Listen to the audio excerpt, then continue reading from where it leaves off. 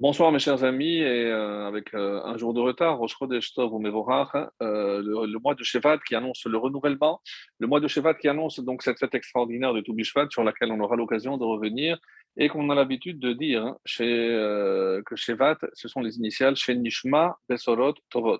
On écoute de très bonnes nouvelles, donc déjà pour la guérison de tous les malades qu'on a cités et pour le prompt rétablissement pour que Bezrat Hashem tout rentre dans l'ordre et il y a d'autres aussi initiales moins connues chez Nihye Be Olam Tahor, que l'on puisse vivre dans un monde purifié de malheureusement toutes les fautes, toutes les salissures, toutes les souillures que l'homme peut subir, qu'il peut aussi infliger aux autres, comme on l'a vu malheureusement, et ça peut exister dans tous les domaines.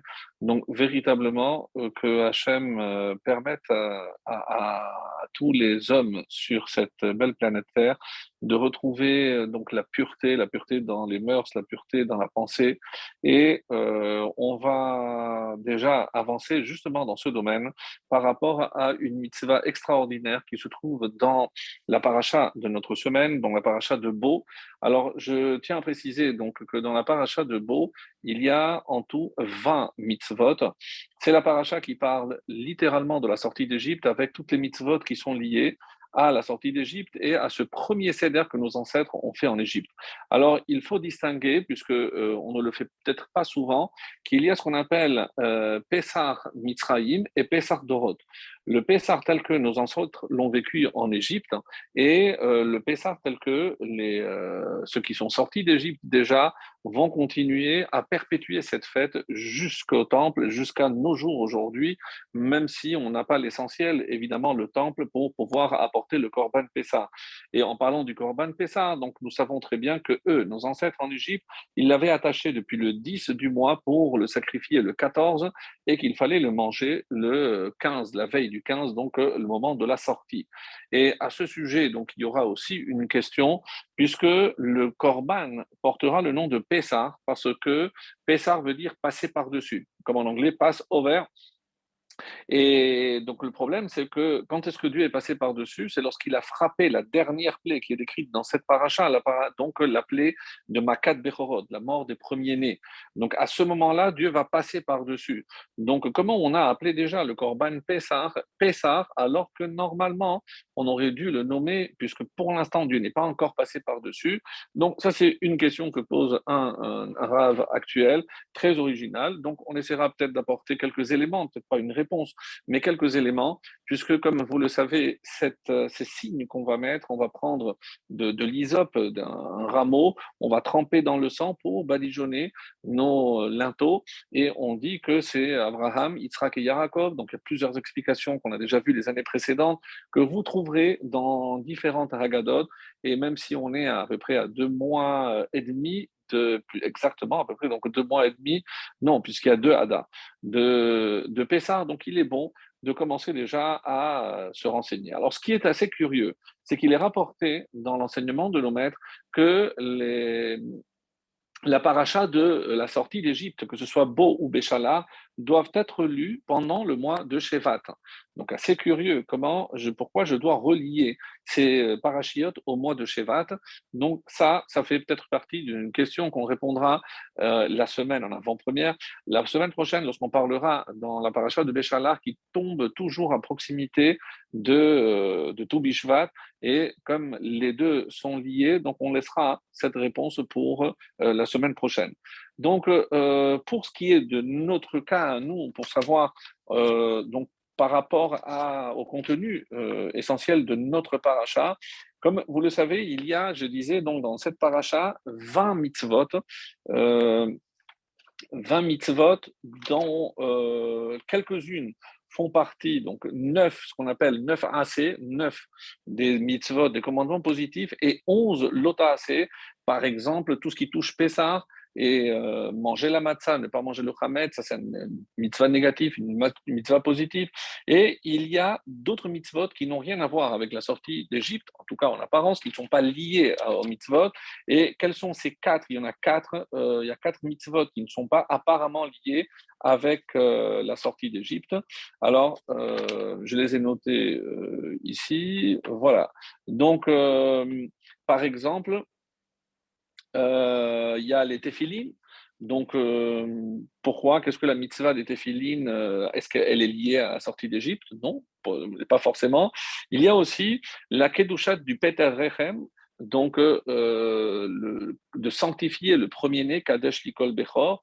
Et le Peter Rechem, c'est lorsque il y a aussi un âne. Très curieux, lorsque un âne une ânesse donne naissance à un âne, le premier que cette ânesse va avoir, il y a donc une obligation de le racheter avec un C, avec un mouton. Et si jamais je ne peux pas le racheter, il faut va'arafto, je dois lui briser la nuque. Donc, une question assez curieuse qu'on n'aura peut-être pas le temps de développer ce soir, mais simplement retenez donc par rapport aux ânes, la réponse simple qui est souvent donnée, c'est parce que les ânes nous ont aidés à sortir d'Égypte, c'est eux qui ont porté donc tous ceux dont on avait besoin pour quitter l'Égypte. Alors, c'est la raison essentielle pour laquelle on est sorti, on a donné un statut spécial, on va dire, à l'animal, puisque c'est pas logique. Et qui douche à Chodesh, donc pour sanctifier le mois, donc le fait d'annoncer, de faire la sanctification du mois, là non plus, c'est pas forcément lié avec la sortie d'Égypte. Donc Kiddush HaChodesh, Kol Bechor, le Peter Rehem, et on a dit aussi les téphilines. On va voir que les téphilines, malgré tout, sont liés aussi avec non, alors il y en a qui disent comme ça. Donc, Peter Rechem, c'est sanctifier le premier de l'âne. Donc, il faut faire le rachat. Et sinon, donc, il faut lui briser la nuque, comme on a dit. Donc, c'est ce qui ferait donc les quatre qui ne sont pas liés à Pessah. Et donc, on va mettre la mitzvah des téphilines, donc liée à Pessah, puisque c'est dans la paracha de la sortie d'Égypte. Et c'est curieux, pourquoi donc il fallait lier ces mitzvot, ces deux derniers paragraphes à la sortie d'Égypte. Alors on va voir que, pour revenir un petit peu en arrière avant d'aborder le sujet des téphilines, je voudrais revenir un peu en arrière sur un autre thème. C'est le fait que on sait que Abraham Avinu, lorsque il a subi, donc il a eu fait une alliance. Donc je vous lis le texte. C'est dans la paracha de l'Ech Lecha au chapitre 14, le verset 22 et 23. Donc Vayomer Abraham el Melech Sedom. Donc il parle au roi de Sédom. Harimoti yadi el Hashem el Elyon kone shamayim va'aret. Donc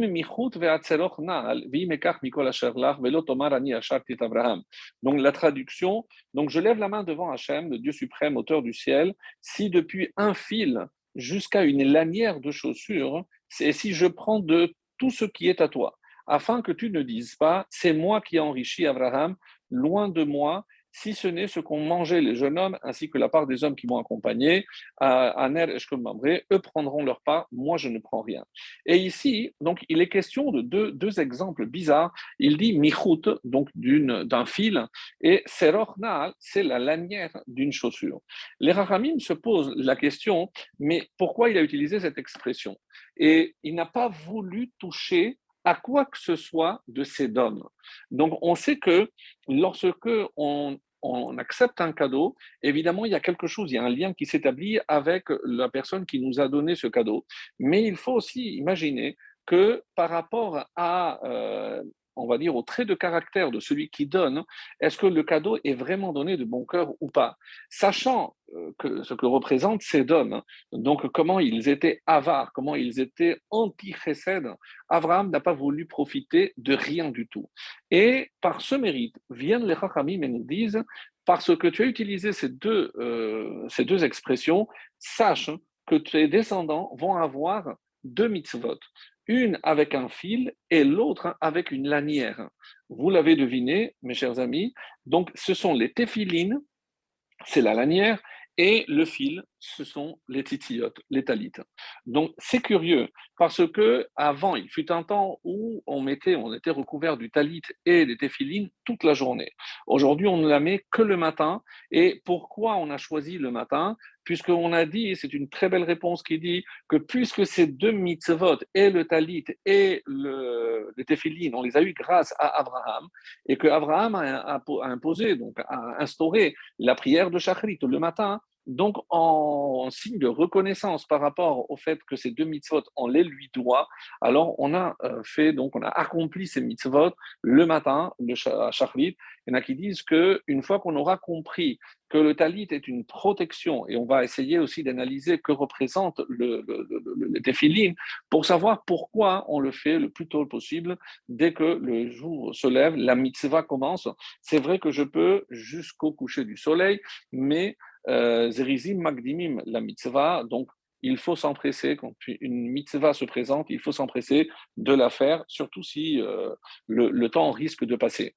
Sachez par exemple que d'où ce qu'on apprend que les femmes sont dispensées des mitzvot qui dépendent du temps, eh ben, c'est des téphilines. Parce que le téphilin, comme je viens de le préciser, donc on a le droit de les mettre jusqu'au coucher du soleil et pas la nuit, puisque les Chachamim apprennent ça de certains psukim, donc c'est un peu technique. Donc des psukim, on apprend que le temps des téphilines, c'est que en journée, donc, on voit bien que ça dépend du temps. Et puisque c'est une mitzvah qui dépend du temps, donc les femmes seront dispensées et on va tirer cet enseignement des téphilines pour toutes les mitzvot positives qui dépendent du temps, que les femmes seront dispensées pour qu'elles aient le temps de s'occuper d'autres choses pour elles, donc qui ont la priorité sur ces mitzvot-là.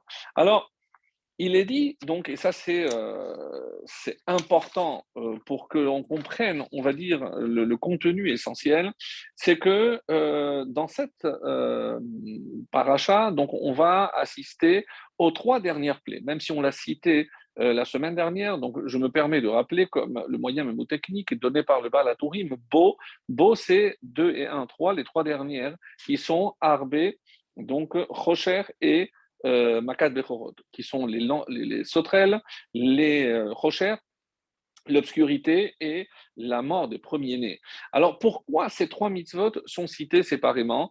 Les années précédentes, on avait donné d'autres raisons, peut-être un peu plus, on va dire, dans le domaine ésotérique, puisque ça nous rappelle 10 comme les 10 séphirotes, il y a 7 d'une part et les 3 Chabad, Chochma, Binadad, qui sont séparés, mais on ne revient pas sur les enseignements déjà passés, mais on a une explication plus simple. Pourquoi? Parce que ces trois sont différentes des autres par la durée. En effet, nous savions, et on avait précisé la semaine dernière, que la durée de chaque plaie, en tout cas celle où il y avait un avertissement, c'était 3 semaines d'avertissement et une semaine de plaie. Donc chaque plaie doit durer une semaine. Sauf ces trois dernières qui ne vont pas durer une semaine. Donc pour ce qui est de Arbé, on dit que ça n'a duré que 6 jours. Pourquoi? Parce qu'il n'y a pas eu de sauterelle le Shabbat. Comme ça, va Yanar, donc il y a d'un verbe qui est utilisé. Donc les Chachamim vont apprendre qu'il n'y avait pas de sauterelles, elles n'ont pas travaillé le Shabbat. Donc 6 jours contre 7 jours des autres, donc elle était un peu différente. Rocher, on dit que là, il y a eu la plaie en 2 temps. 3 jours où tout était obscur et pendant 3 jours, ils n'ont pas pu se lever. Donc les Chachamim disent que c'est au total 6 jours. D'autres disent donc que c'est les mêmes 3 jours où il y avait une immobilité, donc ils étaient incapables. En tout cas, 3 ou 6. Donc on va opter pour 6. Donc 6 jours les sauterelles, 6 jours l'obscurité et la plaie des premiers-nés, c'est la nuit, puisque c'était à Chatzot, donc à minuit pile, hein, que Dieu a frappé et pour permettre au peuple juif de commencer à se préparer à sortir, et ils sortiront le lendemain. Alors, on dit aussi que là, on va parler de cette mitzvah tellement importante, c'est ce qu'on appelle la mitzvah du Korban Pessah. C'est là où on va recevoir, on avait déjà expliqué, toujours par référence à Avraham Avinu, qui avait d'abord le premier rejeté la Avodah Zarah en cassant, en brisant les idoles de son père. Donc, nous, on a aussi l'obligation, pour avoir un mérite quelconque et pour être considéré comme la descendance de Abraham, on l'avait déjà expliqué, il fallait donc prendre ce korban et Pessah et le manger en famille. Donc, très intéressant parce que c'est les mishpechotam. Donc, et on pouvait s'unir à plusieurs. Donc, le minimum requis, c'était 10 personnes. Mais ça peut être des femmes ou des enfants, peu importe, mais il fallait 10 personnes. Très important ce détail qu'il fallait se réunir et être 10. Donc, on va le retenir, on va mettre de côté le fait qu'il y a une obligation de ne pas rester seul. Donc, on peut trouver un petit peu quelques relents de cette mitzvah au niveau du seder, où on sait très bien qu'on doit toujours avoir des invités. Donc, en tout cas, c'est comme ça que la Torah insiste. Et Rabbeinu Bachaye nous explique évidemment que par rapport aux dames, au sang dont on avait badigeonné les linteaux, il est clair que Hachem n'avait pas besoin de signes, c'était simplement pour nous mettre à l'épreuve, c'était une preuve de Emouna. Nous, si on y croyait vraiment, eh ben, c'est comme ça, puisque Dieu sait parfaitement où habite chacun, et on n'a pas besoin de lui donner un signe à lui, c'est un signe pour nous. Donc, ce sera Rabbeinu Bachaye qui nous l'explique, et on essaiera de voir par rapport donc à la question qu'on avait posée, pourquoi on appelle quand même Korban Pessah avant même d'avoir sauté par-dessus les maisons, puisque c'est à minuit que Dieu va sauter par-dessus les maisons. Alors, il y a une règle dans la halakha, et c'est la première halakha concernant Pessah. Shoalin vedorshin sheloshim yom lifnei achag.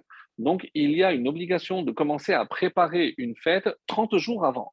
Donc, si on dit 30 jours avant, donc si je parle de 15 Adar, 15 Nissan, c'est Pessah, donc avant c'est 15 Adar, donc je suis à Shushan Purim, où le 14 c'est pratiquement à Purim. Donc à Purim, je commence déjà à préparer les halachot de Pessah. Et le Rama, Rabbi Moshe Isserles, dans le Shulchan Aruch, donc c'est vrai, donc c'est le commentaire Ashkenaz, nous dit, et quelle est la première halacha? Alors on pourrait dire c'est Shoalin Vedorshin, donc le fait de commencer à préparer les lois un mois avant, c'est déjà une loi, une halakha, puisque c'est la première.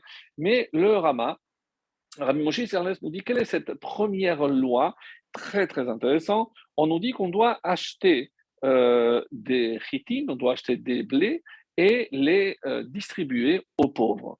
Donc de là, donc cette fameuse halakha de kimcha, d'épicerie, donc les paniers de Pessah, maot, chitim, il y a plusieurs noms qui ont été donnés, les pièces du blé, la kimcha d'épicerie, la farine de Pessah. Donc, mais tous ces termes désignent une et une seule chose, c'est faire en sorte que aucune famille ne manque.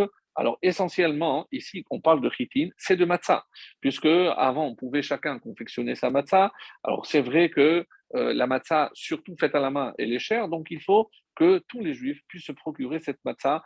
Donc, une halakha extrêmement curieuse. Et on va essayer de comprendre pourquoi le Rama a choisi cette halakha parmi toutes les autres. Donc, on pourrait imaginer qu'il y avait tellement à préparer pour la cachérisation, etc., les produits, le chametz. Non, on parle ici de veiller à ce que il ne manque rien aux pauvres. D'ailleurs, on le dit, puisque dans le paragraphe qui a été rajouté dans la Haggadah, Kol dirsin, tout dirfin, tout celui qui a besoin, qu'il vienne et mange chez nous, même si on le dit la porte fermée, mais on aura fait le nécessaire auparavant pour inviter des personnes seules, des personnes isolées, des personnes qui ne peuvent pas se déplacer, veiller à ce que aucun juif ne reste seul. C'est un petit peu dans l'esprit de la consommation du Corban Pessah, de l'agneau pascal, dans l'esprit de la Torah où on a demandé que ça se fasse en famille. Alors, maintenant, une question qu'on n'a peut-être jamais abordée comme on va le faire ce soir, même si on l'a mentionné, parce que forcément on ne peut pas parler d'Égypte et l'esclavage d'Égypte sans se poser la question, et c'est la Gemara dans Nedarim Lamed Bet qui pose la question. Yado Ateda, sache que c'est dans Brit Ben Abetarim, merci. Dans Brit Ben Abetarim, le pacte des alliances ou l'alliance entre des morceaux, où Hachem annonce à Abraham que sa descendance sera, sache que Ger Yezar Acha va avadoum. Donc, non seulement elle sera étrangère, mais on va aussi les asservir. Donc, l'annonce est claire. Arba Me'ot Shana. Et ils vont les asservir 400 ans. Alors, pourquoi? D'où sort ce chiffre de 400? Donc, très intéressant, et vous allez comprendre pourquoi. Parce que dans notre paracha, eh ben, qu'est-ce qui a marqué? Il y a marqué que Ve'inu va'avadoum Shloshim ve'arba me'ot, 430 ans. Ah, donc apparemment, il y a ici un problème de date. Rachi, évidemment, je vous invite à le lire dans le détail, nous on doit aller vite. Donc on dit 430, c'est depuis Brit Ben Abetarim, donc là où Hachem a fait l'annonce à Abraham. 400, c'est à partir de la naissance de, donc 30 ans après, la naissance de Yitzhak. Donc à partir de là, 400 ans. Et en Égypte, effectivement, il n'y a eu que 210, et c'est ce que la Gemara demande. Donc pourquoi c'est au Moshav Ben Israël, Ben Israël, donc c'est le pasouk dans notre paracha, et le séjour des Ben Israël a été de 430 ans. Donc ça ne colle pas. Et alors on revient donc à l'annonce qui a été faite de 400 ans. Donc pourquoi ce chiffre de 400? Alors là-bas, la Gemara, donc je vous invite à voir les différentes réponses qui sont proposées, puisque Abraham a dit Bame Eda ki ilashena, donc il a prononcé 4 mots. Comment je sais que on va vraiment hériter de cette terre? Donc on a dit, ben, pour chaque mot, 100 ans, donc 400 ans. Donc il y a plusieurs explications, mais je vais aller à l'essentiel. Une explication qui n'est pas forcément très connue et que j'ai trouvée vraiment très intéressante. Ça va nous servir à comprendre déjà, on va dire, la structure de la paracha, mais aussi, et je pense et surtout, c'est dans quel esprit donc on doit toujours cerner cet épisode, hein, de l'esclavage en Égypte, puisque avant même d'avoir un enfant, Dieu annonce déjà, est-ce que c'est forcément par rapport à une faute? On sait très bien, comme dans d'autres Gemara, dans Yoma et autres, on nous dit pourquoi la destruction du premier temps, pourquoi la destruction. Donc toujours il y a une faute et il y a un endroit où il faut aller, donc on est exilé. Mais pour l'Égypte, donc on n'a pas encore, Abraham n'a pas de descendants, donc pourquoi cette annonce est tellement pressée ou précipitée, comme si Hachem avait déjà prévu. Donc, il est question ici de ce qu'on va appeler un tikkun. Il y a quelque chose à réparer. On ne va pas en Égypte sans une raison valable. Alors, il est dit dans Psachim, Tzadik Dalet, 94, dans la Gemara de Psachim. Là-bas, on nous dit que tout ce qui touche Mitzrayim, l'Égypte, tourne autour du chiffre 400. Donc, et donne des exemples. Pourquoi 400? Parce que on dit que Mitzrayim mesure 400 par ça fois 400 par ça. Donc, des kilomètres, ou c'est par ça, on sait que c'est une mesure de distance.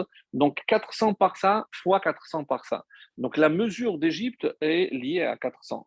Par ailleurs, on nous dit que lorsque Moshe est arrivé, dans le palais, il y avait 400 portes. Et dans l'Yalkut Shimeoni, un midrash nous dit qu'à chaque porte, il y avait un ours et un lion. Donc, est-ce que c'est un vrai? Est-ce que c'est en décoration? Le Midrash ne donne pas de précision. Donc, 400 portes. Donc, encore le chiffre 400. Lorsque ils ordonnent au Bnei Israël de construire des briques, donc combien de briques chacun devait construire? C'était quoi le quota que chaque esclave devait faire? C'était 400. Il devait fabriquer 400 briques. Et enfin, pour terminer, quand il leur donne l'ordre d'aller chercher cash la Teven, cash c'est 100 et 300, c'est 400. Donc il y a plusieurs allusions au chiffre 400 autour de l'Égypte. Que représente ce chiffre? Et donc on comprend que finalement les Bnei Israël devront descendre en Égypte et séjourner 400 ans. Mais l'Égypte représente ce chiffre de 400. Alors qu'est-ce qu'on doit comprendre de toutes ces, pas coïncidences bien entendu, mais de tous ces détails que nous donne ici la Gemara. Alors, voilà ce qui est dit. Où est-ce qu'on retrouve le chiffre 400 dans la Torah? Alors, il y a une fois dans le Nar, dans les Nevi'im, mais on va se contenter que de la Torah. En tout cas, c'est comme ça qu'il est rapporté. La première fois, c'est évidemment avec Abraham, dans Brit Ben Abetarim, on dit que sa descendance sera esclave pendant 400 ans. La deuxième fois, c'est lorsque Abraham, à la mort de Sarah, devra acheter le Merat Marpella à Ephron pour 400 pièces. Et là, on trouve encore ce chiffre 400. Et enfin, dans la paracha de Vaïshlar, toujours dans Bereshit, on nous dit que Esav est arrivé avec 400 hommes. Curieux. Donc, qu'il y ait toujours ce chiffre 400 autour de ces événements précisément. Et on les trouvera donc encore une fois par rapport à l'Égypte. Rabbeinu Bachaye nous dit, moi je ne sais pas pourquoi il y a ce chiffre de 400, mais ce que je sais, c'est que le chiffre, donc il ne sait pas pourquoi 400 est lié à l'Égypte, mais il sait ce que représente le chiffre 400. Rabbeinu Bachaye nous donne ici une indication vraiment de l'or en barre. Qu'est-ce qu'il nous dit? 400, c'est le symbole d'un mauvais œil. Ah. Pourquoi? Parce que, et il dit comme ça, Ra Ayin, ou Ra Ayin Ra, donc la valeur numérique de Ra Ayin, mauvais œil, c'est 400.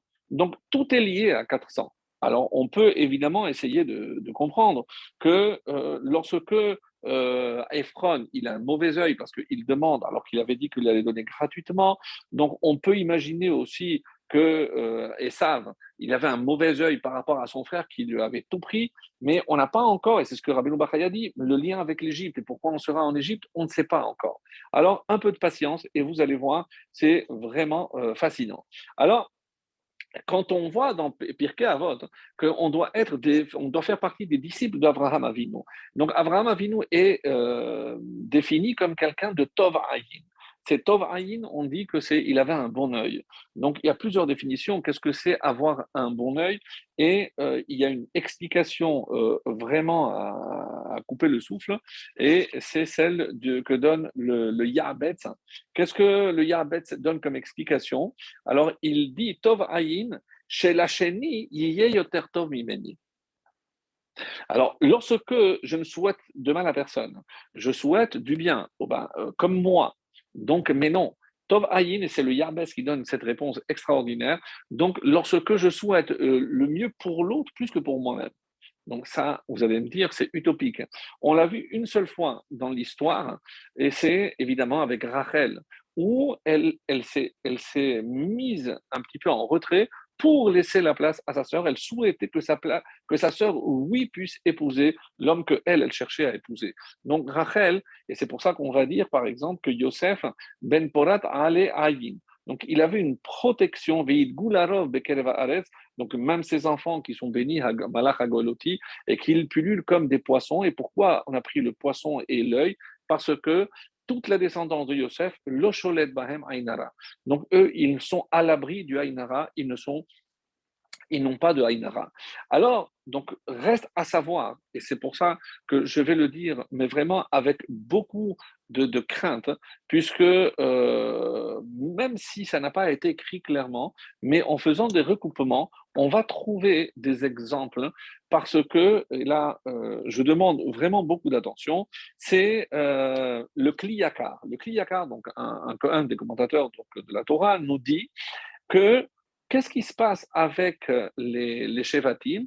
On dit que Aine HaShevatim Hayu Ra'im les Achiv les Echa Yosef. Donc les yeux des Shevatim étaient mauvais à l'égard de Yosef. Donc on sait qu'ils ont éprouvé et de la jalousie et de la kin'a et de la sin'a et de la haine.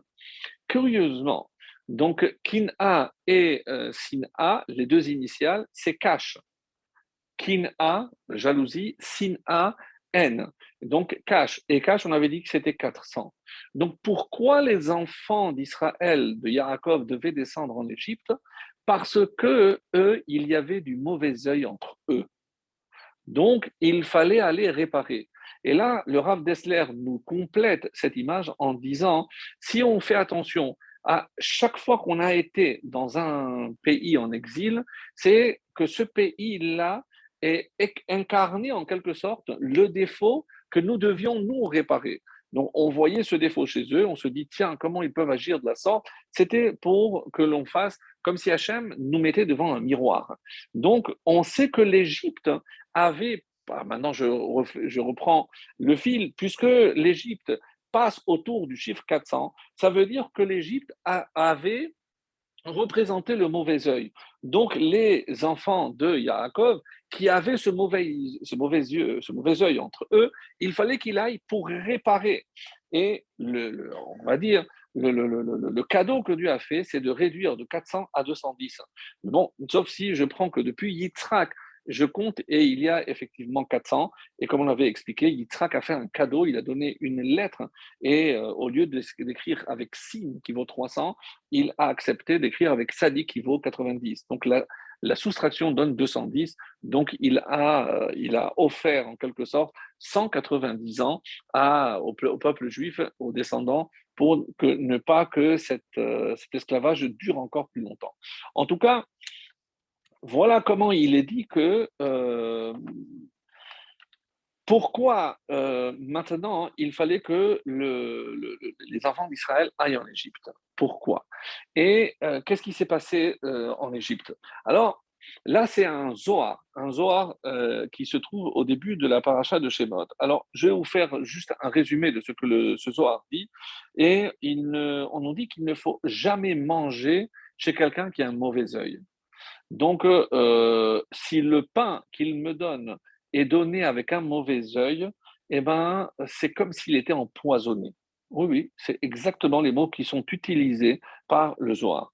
Et en Égypte, comment se fait-il que les Égyptiens ont pu dominer les Bénis Israël? C'est parce que les Bénis Israël ont mangé le pain en Égypte. Rappelez-vous, ils sont venus parce qu'il y avait la famine. Et donc, en mangeant le pain en Égypte, ils se sont malheureusement quelque part soumis à cet oppresseur qu'était l'Égypte. Alors c'est comme ça qu'on nous dit que l'Echem Ra'ayin, donc parce qu'ils ont mangé ce pain, donc malheureusement ils ont dû subir cette épreuve de l'Égypte. Alors d'où vient Mitzrayim? Qui sont ses ancêtres? Et on va, évidemment, en remontant à la source, on va comprendre finalement pourquoi c'était comme cela. On dit que d'où descend Mitzrayim? De Couche. Et d'où descend Couche? Couche descend de Ham. Ham, le troisième fils de Noach. Donc, Ham, quand on pose la question, on nous dit pourquoi il s'appelle Ham. Al-Shem Shehu. Al-Mashouasa. Donc, par rapport à ce qu'il a fait. Mais la Torah, qu'est-ce qu'elle a retenu? Alors, même si on sait que la Gemara nous dit euh, il a castré son père, hein, mais on nous dit que d'abord, qu'est-ce que la Torah a retenu? Qu'il a vu. Il a vu donc son père. Et Cham en araméen, c'est la voir. Donc, mais voir d'un mauvais œil. Donc, ce père-là, encore, si je le laisse faire, il va encore avoir un quatrième enfant, et après, il faudra se répartir. Donc, cette salut aïn, Cham, donc, quand il a vu avec cet œil, mais vraiment des trois tests d'œil, parce qu'il ne voulait pas qu'il ait un quatrième enfant pour ne pas avoir à répartir en quatre et pouvoir continuer à répartir en trois. Donc, déjà, Ham a cette nature profonde donc de tsarut ayin. Donc, l'étroitesse, vraiment un mauvais œil. Et rien d'étonnant à ce que, quand on arrive en Égypte, les descendants, donc, ils aient évidemment hérité de ce trait de caractère si néfaste de leur ancêtre qui était Ham. Et c'est pour ça que tout tourne autour du 400, pas le chiffre, mais évidemment ce mauvais œil. Et le Ben Ishraï, dans la Haggadah, nous dit que comment je reconnais quelqu'un qui a un mauvais œil. Alors, on nous dit, c'est parce que c'est quelqu'un qui ne mange pas en même temps que les autres, il regarde comment l'autre mange. Et donc, évidemment, ça coupe l'appétit. Vous imaginez, vous êtes assis à table, donc pour couper l'appétit. Non, non, vas-y, mange, mange, moi je mangerai après. Donc, ça, c'est un signe de mauvais œil. Un deuxième signe, c'est parce qu'il ne met rien à boire. Comme ça, on va s'étouffer, on ne pourra pas boire, passer. Donc, bon, c'est un deuxième signe. On donne toujours quelque chose de sec. Et pour finir, il dit jamais il donne du pain chaud. Donc pourquoi? Parce que c'est tellement immangeable. Donc il y a des signes, c'est le Ben Ishra qui explique cela. Qu'est-ce que je déduis de là? C'est que l'Égypte avait donné de mauvais cœur ce pain qu'ils avaient mangé. Et c'est pour cela qu'il fallait donc rester pour réparer cette faute. Mais si on dit, comme on l'a dit tout à l'heure, comme le Kliyakar nous disait, que les Shevatim avaient déjà un mauvais œil. Donc on a la preuve que l'Égypte avait ce mauvais œil. Donc il fallait aller réparer. Il faudra du temps pour réparer parce que eux aussi étaient malheureusement sous cette domination. Mais la question qui se pose, hein, Quand on sait qu'Abraham est défini comme Tov Aïn, comme quelqu'un qui a un bon œil, comment expliquer que les descendants auront un mauvais œil? Alors là, c'est là où on rentre dans un terrain extrêmement glissant, parce que forcément, si ce n'est pas d'un conjoint, on est obligé, puisqu'il y a les lois de l'hérédité, que c'est de l'autre. Mais ce n'est pas écrit. Donc, je ne peux pas me permettre de dire. Par contre, il y a d'autres choses qui sont écrites qui, oui, peuvent être enseignées. C'est que d'où on sait que Sarah avait peut-être un mauvais œil, on nous dit que lorsque Hagar est tombée enceinte la première fois, donc elle a avorté. Oui, ça c'est pas écrit, mais le Midrash nous dit. Donc, comment expliquer ce phénomène? La deuxième fois, lorsque elle a renvoyé Ishmaël, pourquoi Agar devait le porter? On dit que Ishmaël était malade.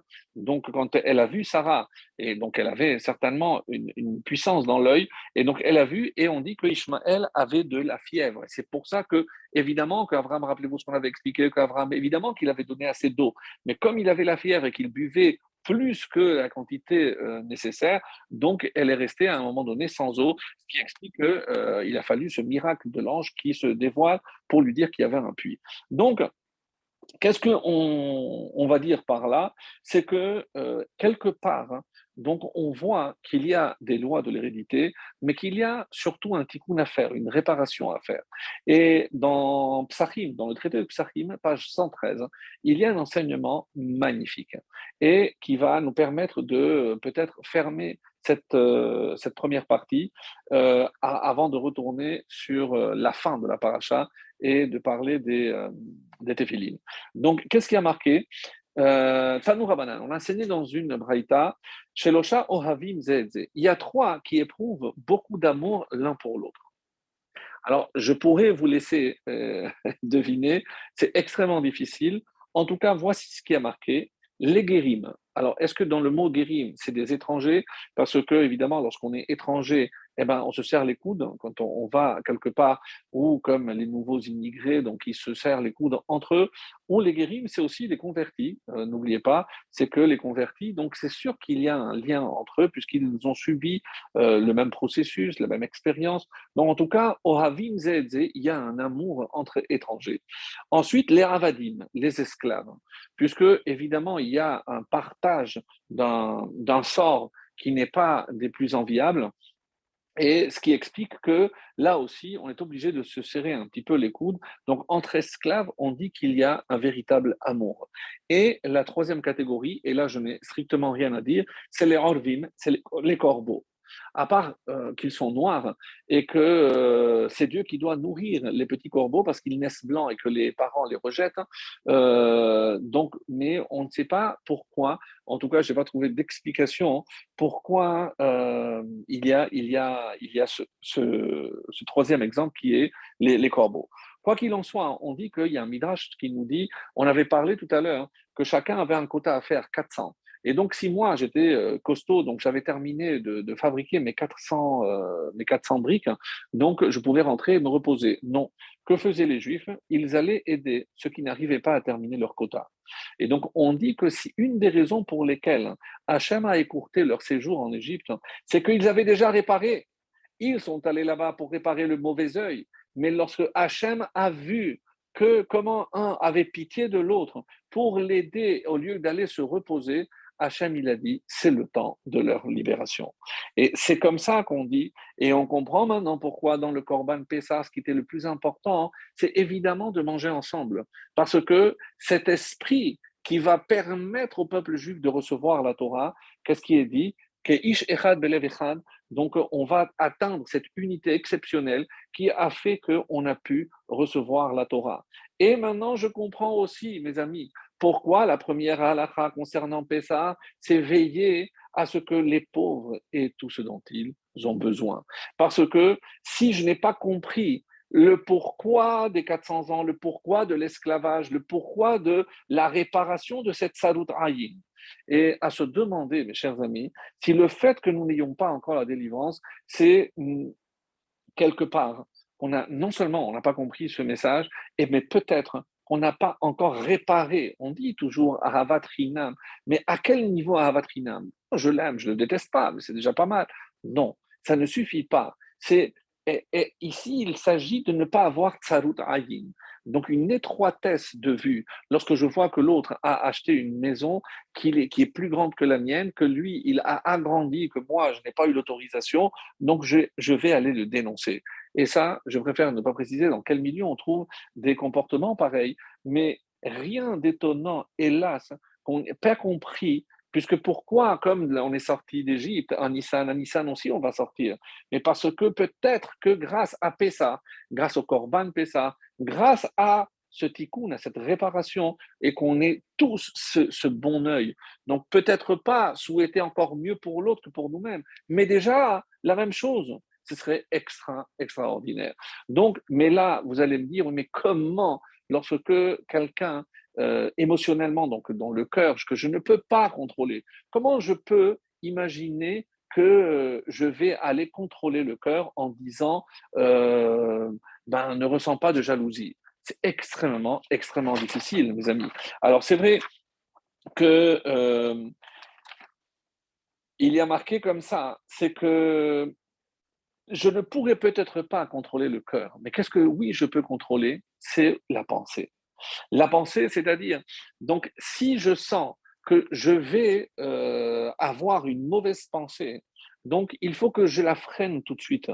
Et qu'est-ce qui va m'aider au quotidien à maîtriser justement ces mauvaises pensées ou puisque on peut pas, on peut imaginer que je ne peux pas, je ne peux pas attacher le cœur. Donc comment je peux maîtriser un sentiment? Alors si je ne peux pas contrôler un sentiment, je dois contrôler ma pensée.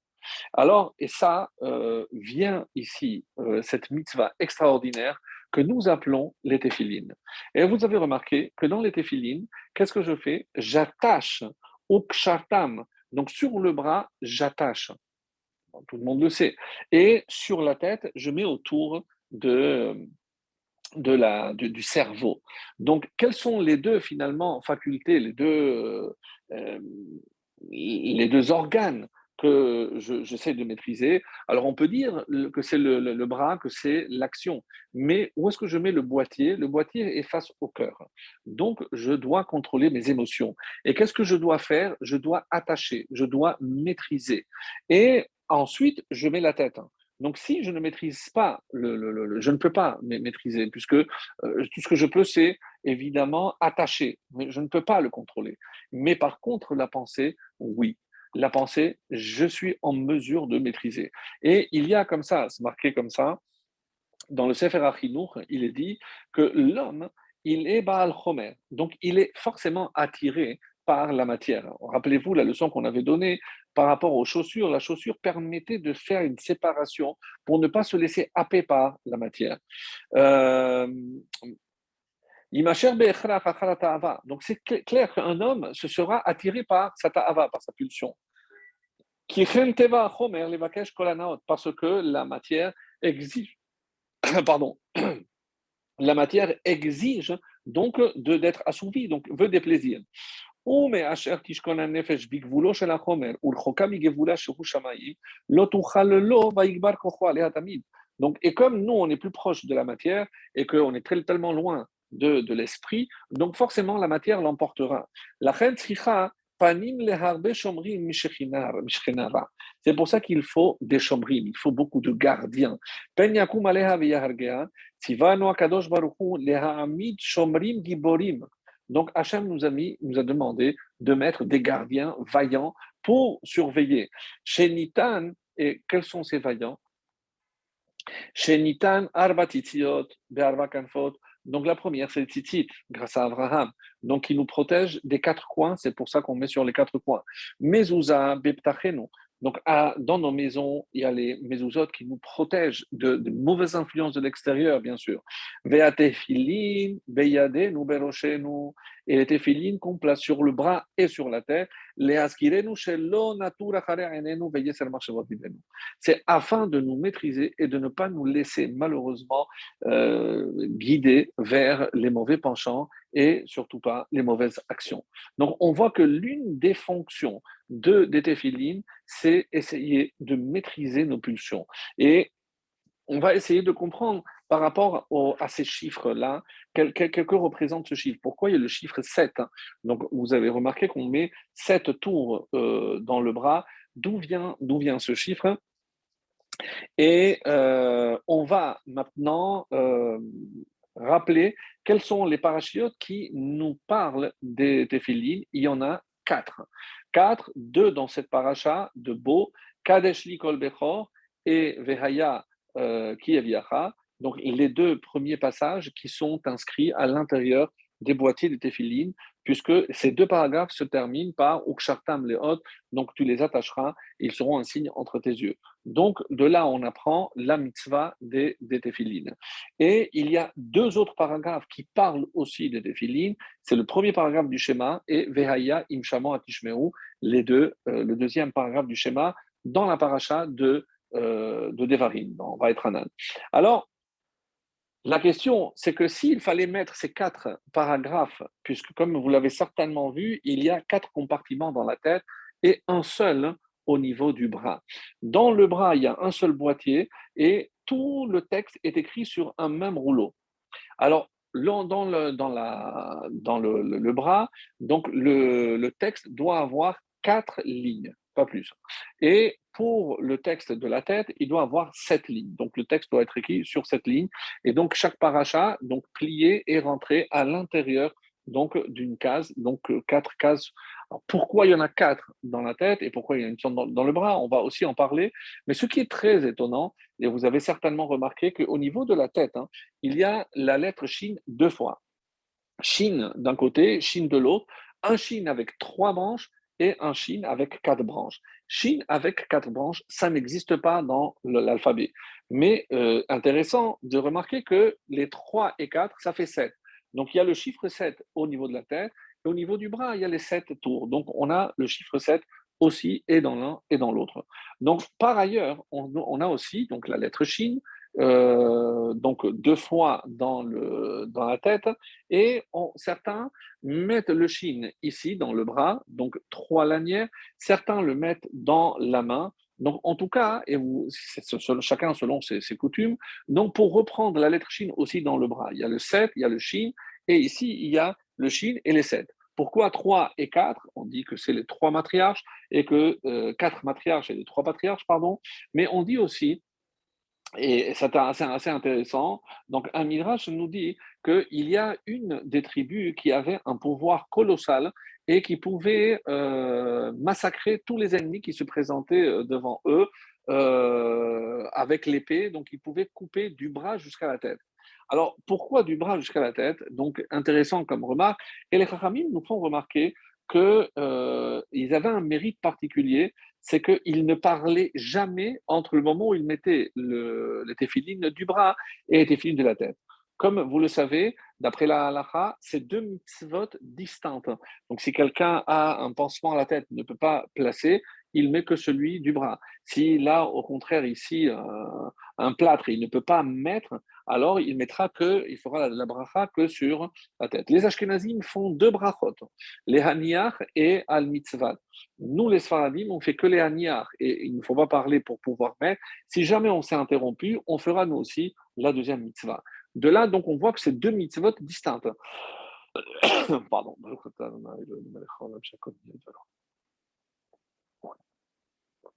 Donc, deux mitzvot distinctes. Et maintenant, la question est, donc par rapport à cette tribu de Gad, hein, donc on dit que eux, ils ne se sont jamais interrompus entre les téphilines du bras et de la tête. Donc pour leur rendre cet honneur, on a fait une allusion.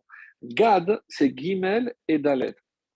Gimel, c'est 3 et Dalet, c'est 4. Donc on a mis la lettre Shin, donc d'un côté avec 3 branches et de l'autre côté avec 4 branches en souvenir de la tribu de Gad. Donc ça, c'est une explication qui est donnée. Voilà, donc c'est assez intéressant.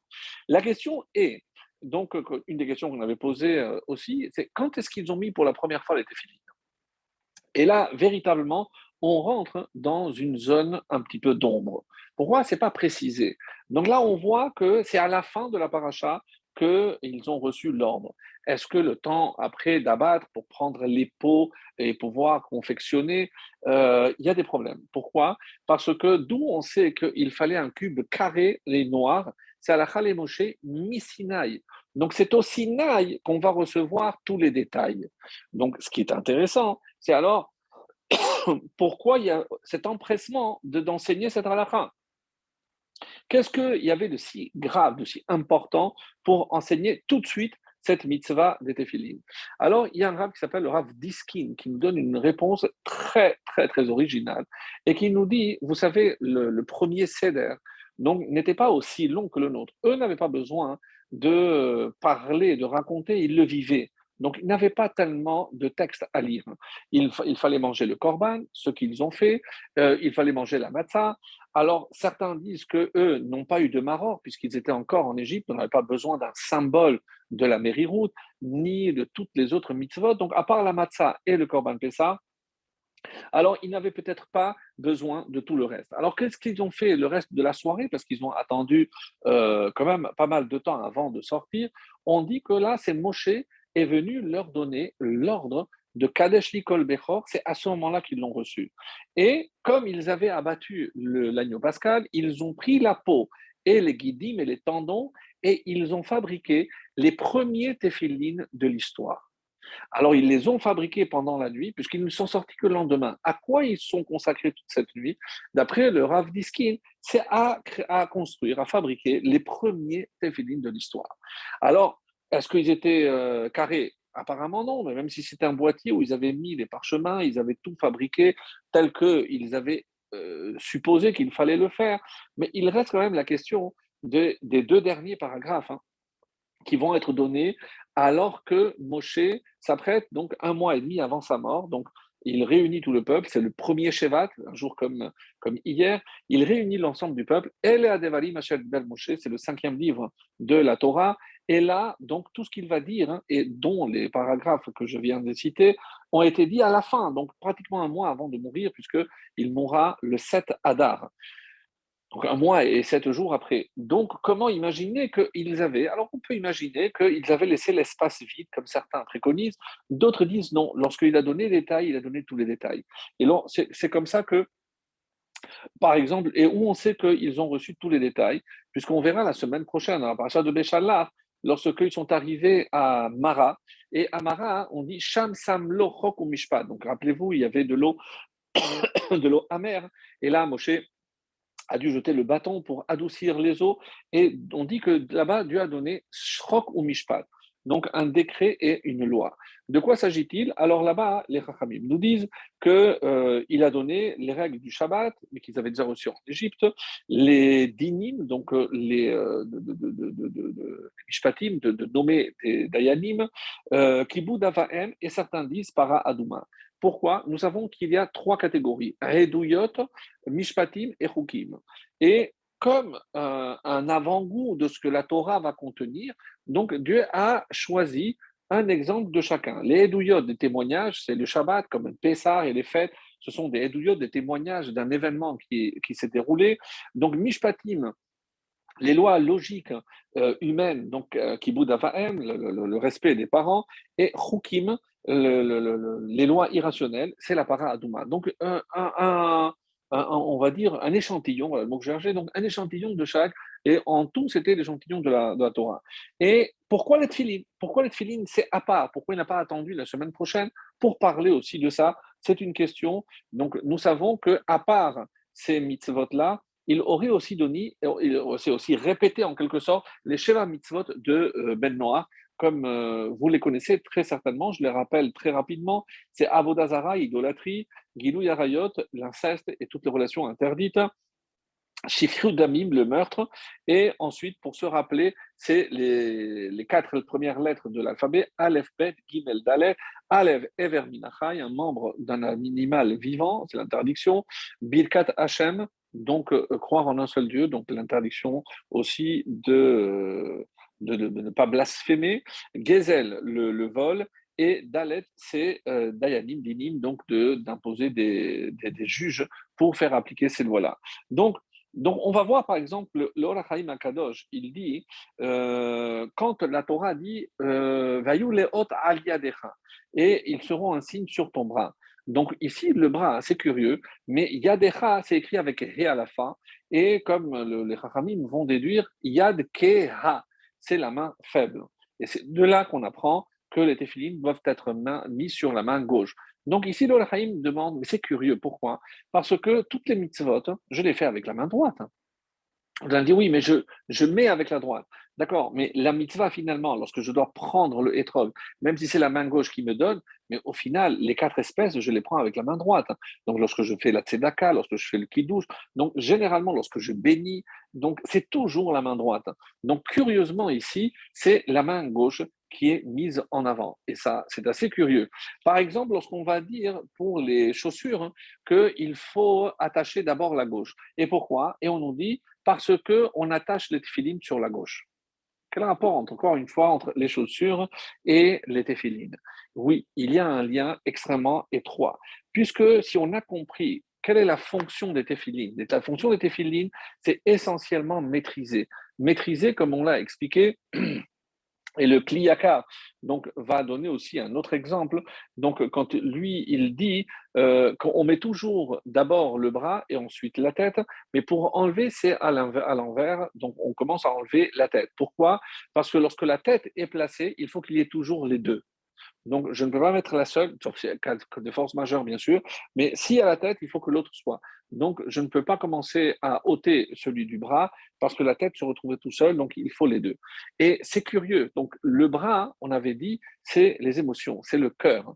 Le cœur, donc, on va dire, ici, c'est évidemment maîtriser ces pulsions pour empêcher que ça arrive au niveau de la pensée. Donc, tout ce que je dois évidemment faire, c'est comme les Chachamim nous le recommandent, c'est toujours de remplir la tête d'autre chose.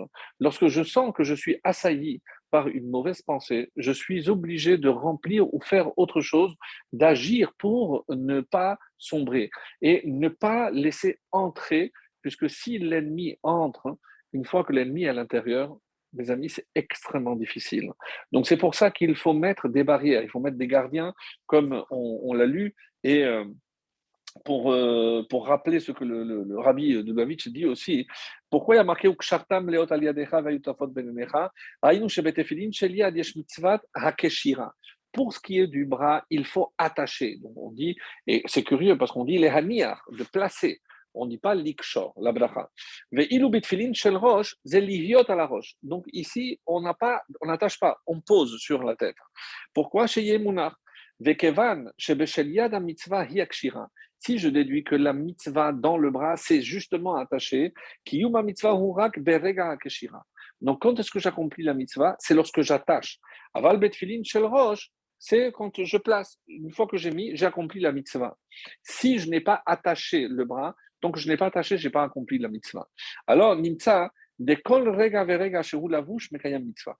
Donc, comme c'est attaché, tant que j'ai les téphilines du bras attachés, donc tout le temps que j'ai, j'accomplis à chaque instant une mitzvah.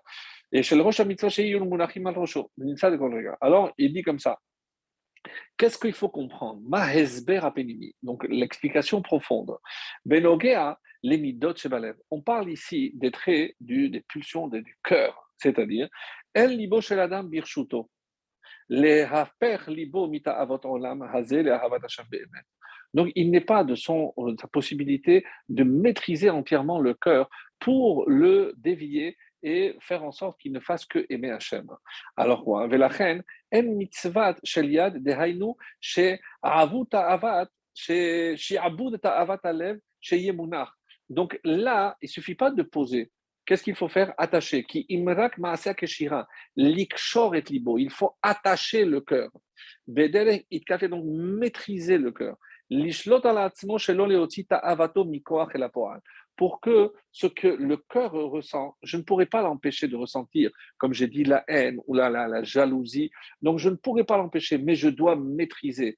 Je ne peux pas laisser remonter ce sentiment jusqu'à la tête, puisque une fois que j'arrive à la tête, donc la tête va donner l'ordre de faire et d'agir selon telle ou telle façon. Machem ken benogea le mocho, dit le rabbi. Par contre, pour le cerveau, are mocho birshuto, le moach, il est entre tes mains. Donc la pensée, oui, tu peux la contrôler, contrairement à ce que l'on imagine. Et c'est pour ça que ce 10e commandement prend toute vraiment son importance. Tu ne convoiteras pas. On nous demande de maîtriser, évidemment, la pensée. Pas le sentiment de jalousie ou de haine. Non, mais la pensée. Comment? Chez le Kol Echad Misraël, chez Yachol Bonen Bo Bechol Asher Yachpotz Velachen, Mitzvah Tefillin Shel Yan, Hi Sheyihe Munach. Et c'est pour ça qu'on place et c'est pour ça qu'en attachant, je dois maîtriser pour que, au niveau de la tête, il suffit de poser, je n'ai pas besoin de maîtriser. Si j'ai déjà contrôlé et j'ai attaché mon cœur, mes sentiments, alors la tête, il suffit de poser et ça suffira. Et c'est ça ce que les téphilines viennent nous enseigner. Donc, en quelque sorte, faire une réparation. Parce que malheureusement, dès que je laisse rentrer et dès que cette pulsion va monter et va donner des ordres, c'est déjà malheureusement trop tard. Alors, je voudrais rajouter 2 ou 3 petits détails pour conclure. Et par rapport aux chiffres dont on avait parlé, et une histoire que j'avais déjà racontée, qui est rapportée dans le Yerushalmi, de 2 jeunes qui étudient ensemble. Même, il y a plusieurs versions, mais en tout cas, c'est la version du Yerushalmi. Et Lo Alenu, ils étaient vraiment très, très proches l'un de l'autre. Lo Alenu, un est décédé. Et le jour où il a fallu l'enterrer, malheureusement, il y a eu un autre décès aussi dans le village. C'était le précepteur d'impôts. Et évidemment que tout le village, c'était dans la Gemara, c'est marqué que c'était Ashkelon, donc c'est dans Sanhedrin, à la Chavav, Perek Vav, dans Yerushalmi. Et là-bas, on nous dit que toute la ville, évidemment, est allée parce que c'était vraiment un tzaddik. Et il n'y avait personne pour le précepteur d'impôts, à peine, donc s'il avait, je crois, que son fils, ou à peine. Et il y a eu un mouvement, donc ils ont eu peur à un moment donné qu'il y ait eu des brigands qui aient attaqué. Il y a eu une confusion et les deux se sont mélangés, les deux cercueils sont mélangés, et finalement, donc tout le monde est allé avec le précepteur d'impôts, et on a laissé, donc le copain qui avait suivi, il n'avait pas lâché, il a dit non, vous vous trompez, la Cheva Kadisha a décidé, donc, et à la fin, on a finalement enterré ce précepteur d'impôts avec énormément de kavod, imaginez, et le pauvre, le Talmid Racham, il a été délaissé. Alors, le soir même, pas plus tard, le soir même, donc ce jeune vient apparaître à Sachavuta, à son jeune ami, et lui dit, regarde où je suis. Et il a vu, il était dans le Gan Eden, regarde, je suis avec qui j'étudie, ne t'inquiète pas pour moi, même si tu as eu l'impression qu'il y avait une erreur, ici tout est réparé. Et je veux te montrer où est le précepteur de pont. Donc lui aussi, ne t'inquiète pas, il est en train de réparer sa faute. Donc ne t'inquiète pas. Alors le jeune lui demande, moi je ne comprends pas, mais toi je te connais, tu es un tzaddik. Alors oui, c'est vrai. Alors, il y a la version de la Gemara ici, c'est une autre version disait parce qu'il a entendu de la Shonara, il n'a pas réagi. La version dans cette Gemara dit parce qu'une fois, j'ai parlé entre les téphilines du bras et les téphilines du bras et de la tête, j'ai parlé. Donc, il a fallu que je répare cette faute avant de partir. Et l'autre, eh ben, un jour, il devait recevoir le notable de la région qui finalement s'est désisté, le seigneur s'est désisté. Il avait commandé 200 repas qu'il a dû payer et il les a distribués aux pauvres. Donc c'était sa seule mitzvah. On lui a dit, ben, tu as fait une mitzvah quand même, tu vas mériter une récompense. Donc c'est tellement grave de s'interrompre entre l'un et l'autre.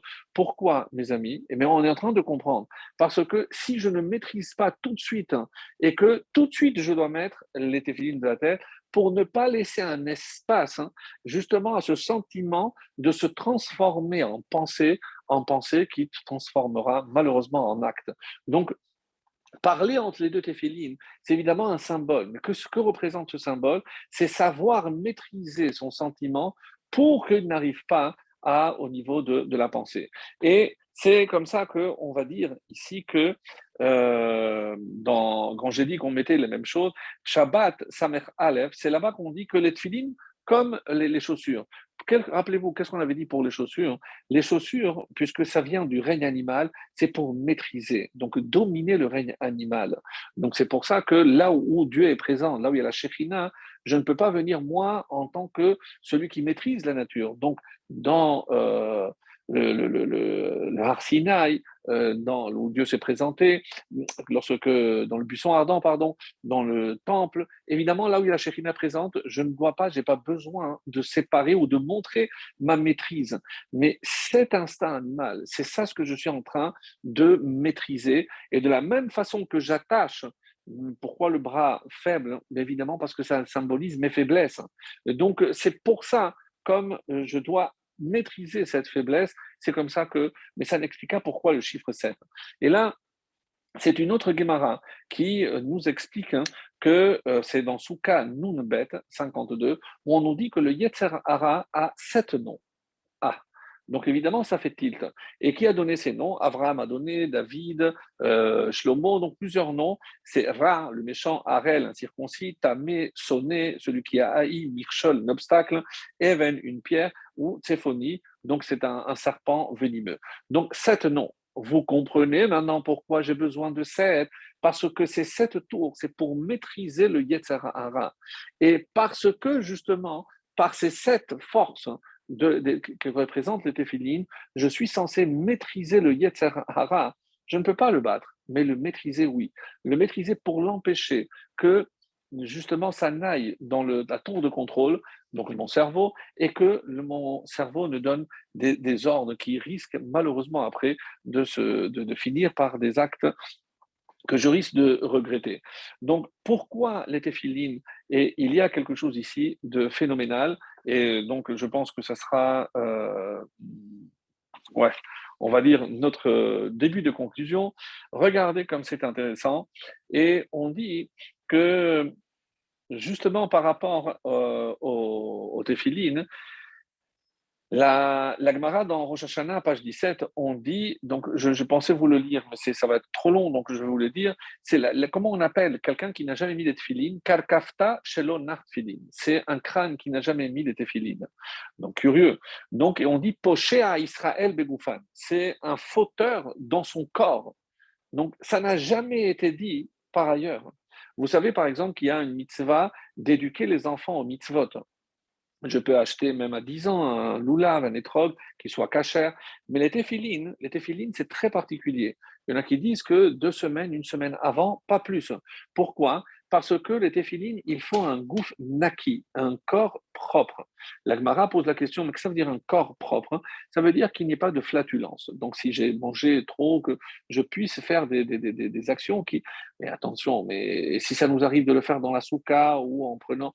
On n'a jamais dit pourquoi, justement pour les tefilines, c'est marqué, et c'est la raison essentielle pour laquelle on ne donne pas aux enfants à faire cela.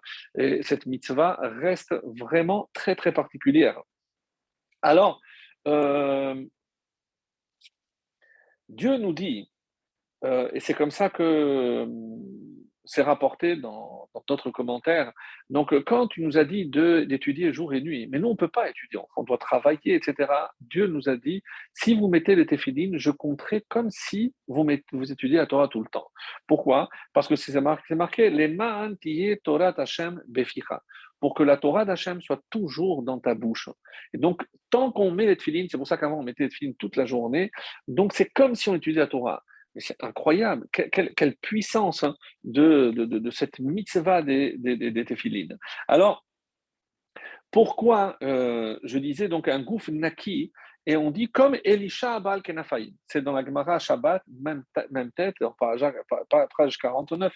Et là-bas, on dit, donc on doit avoir le corps propre comme Elisha Baal Kenafaïm, celui qui avait des ailes. Alors, qui c'est ce Elisha? On dit qu'il avait une interdiction des Romains de mettre les téphilines. Alors, on dit qu'un jour, Elisha a vu un soldat romain, il a tout de suite pris les téphilines, les a mis dans la main, l'autre il lui a dit, montre-moi ce que tu as dans la main, qu'est-ce que tu as? Il a dit, j'ai des ailes de Yona, d'un pigeon, d'une colombe. Il a ouvert les mains et effectivement, c'était des ailes. Alors, alors on nous dit, mais quel rapport avec Gouf Naki? On nous dit que quel était le mérite extraordinaire de ce Elisha? C'est qu'il a toujours respecté, a eu le corps propre, et c'est pour ça, nous dit-on, qu'il a eu le mérite de voir un tel miracle. Donc, pour revenir maintenant à ces 7 noms du Yetzer Hara, on comprend aussi l'attitude de Abraham. Abraham ne voulait pas que cette impureté de cet homme s'attrape à lui. Donc, cet homme, comme on l'avait expliqué, donc c'est pour ça qu'il ne voulait certainement pas profiter de quoi que ce soit. Alors, et là, on apprend que ces 7 forces sont représentées, comme on l'a dit, par les 7 tours et par les 7, parce que ça vient contrer le Yetzer Hara. Et on doit comprendre une seule chose, mes chers amis, même si on le répète souvent, c'est que Dieu a créé le Yetzer Hara et le seul antidote qu'il a créé, c'est la Torah. Barati Yetzer Hara, Torah Tavlin, la Torah est considérée comme l'antidote. Donc, qu'est-ce que cela veut dire? C'est la seule façon de contrôler le Yetzirah, c'est avec la Torah. Alors, reprenons ici pour conclure. Et qu'est-ce qu'on va dire? Que le Yetzirah, alors pourquoi la lettre Shin? Parce que Shin, c'est la valeur 300. Et qu'est-ce qui vaut 300? Le mot Yetzer. Donc, pour contrôler le Yetzer, rappelons-le que le Yetzer, il peut être devant, mais il peut aussi être derrière. Donc, on le demande toutes les nuits, on demande sauve-nous et protège-nous, Yetzirah devant nous et aussi derrière nous. Alors, de là, on va apprendre que le Yetzer, c'est vrai qu'il a cette force, mais il est multiplié par 3. C'est pour ça qu'on dit Ehyeh Asher Ehyeh, Ehyeh c'est 21. 21, et il se trouve que il y a 21 fois le nom de Dieu dans les téphilines de la tête et 21 fois dans le téphiline du bras. Ehyeh Asher Ehyeh. Donc, c'est la protection maximale contre le Yetzer Hara. Et juste parce que je voulais terminer, on dit que le Yetzer Hara a 3 caractéristiques. Sur quel domaine il peut nous avoir?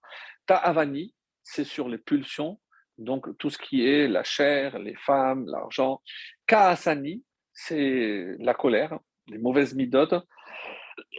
Et l'Etzani, c'est le moqueur. Donc le Yetzer Hara a 3, donc il se décline par 7, et je comprends pourquoi il y a 21 fois, puisque les 7 forces, donc il y a 3 catégories.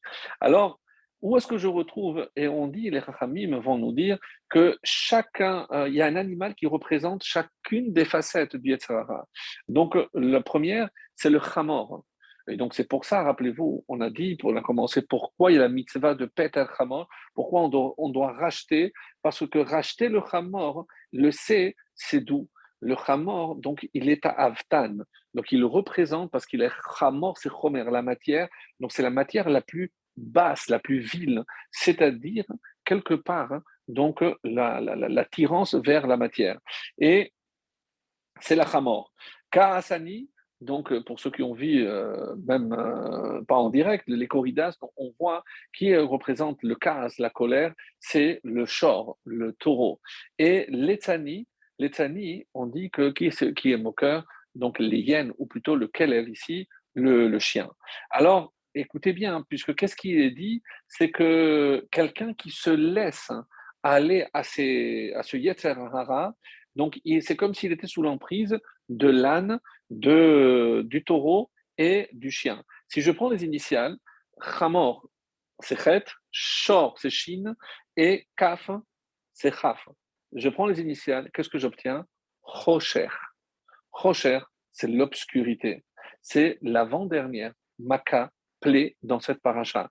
C'est-à-dire, donc, maîtriser qu'est-ce qui s'est passé, c'est que tous ceux qui ne sont pas sortis, ils sont morts pendant cette plaie.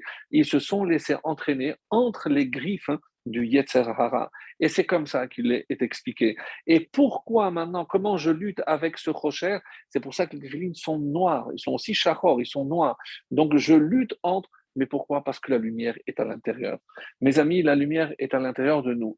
Donc si on comprend l'importance tellement, tellement belle, tellement importante de cette mitzvah extraordinaire, qui non seulement nous rappelle la sortie d'Égypte, le mérite de la sortie d'Égypte, mais aussi que la lumière est en nous et que même si il y a de l'obscurité qui règne, des fois on peut se laisser entraîner par l'obscurité, par le Yetzer Hara, et ben nous on possède la lumière nécessaire pour contrer et ne pas se laisser entraîner entre les griffes du Yetzer Hara. Qu'Hachem nous aide dans cette mission, qu'on puisse avoir toujours un bon œil sur tout et sur tous, et qu'Hachem nous concède très très vite la dernière délivrance.